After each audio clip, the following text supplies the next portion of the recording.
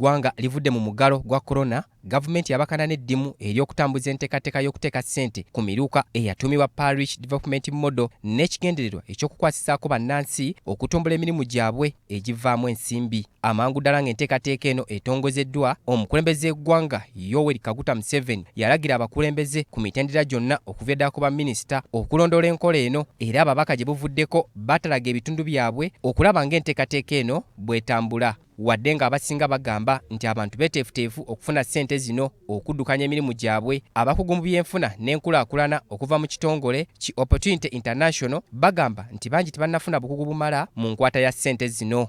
Beetaaga osoma financial literacy bamanye bw'ofuna ssente ozikozesa ki. Beetaaga okusoma farming as a family business. Amaka gakolagana gatya awamu okakasa nti ssente bwe ziba zizze tezibafuukira ekizibu mu maka. Beetaaga osoma agronomy. Bwemba nimye eka yange ey'akasooli nfunamu ntya. Shapre abamu okuva mu Opportunity International, ekitongole ekirondoola enkulaakulana y'abantu mu mawanga ga Africa, agamba wadde gavumenti egezezzaako okusomesa abantu nga tebannabawa ssente, naye bingi bye bakyetaaga okuyiga. Beetaaga osoma post harvest handling. Bwemba nzijeyo kasooli wange mu nnimiro mukwata ntya aleme kuvunda, kuba bw'avunda oba tojja funa ssente. Beetaaga mindset change. Obwongo butereere osobola okukola n'ofuna.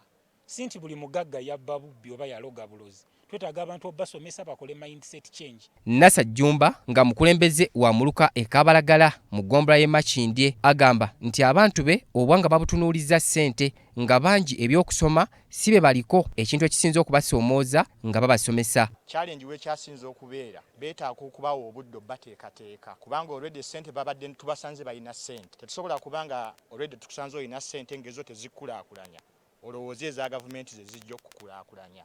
Akulira okulondoola enkola ya Parish Development Model mu kitongole ekiddukanya ekibuga Kampala KCCA, Asia Kinaabi agamba nti abantu abatuukana n'okufuna ssente zino bangi nnyo boogeraganya ne ssente ezibaweebwa, era nga bagenda sanga kaseera akazibu okusunsulamu abo ab'okuzifuna. Ogenda mu lukanga mutungo oyingira akasanvu k'amayumba ate nga zonna ghetto bonna beetaavu bagwa mu 39 zikatwe nakulabye kasubi, so the demand is higher than the supply.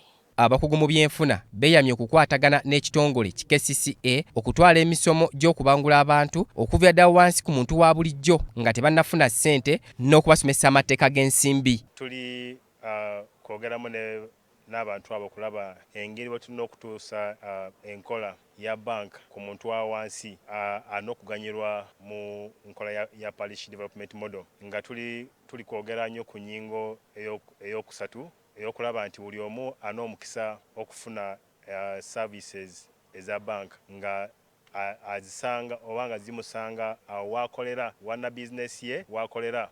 Titus Jemba, BBS Telefina, Gambuze.